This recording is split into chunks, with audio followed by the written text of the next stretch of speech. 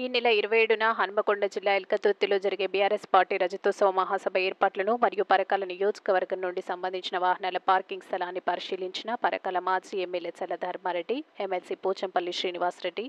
మాజీ ఎమ్మెల్యే పెద్ది సుదర్శన్ రెడ్డి, పరకాల నియోజకవర్గ బీఆర్ఎస్ నాయకులు.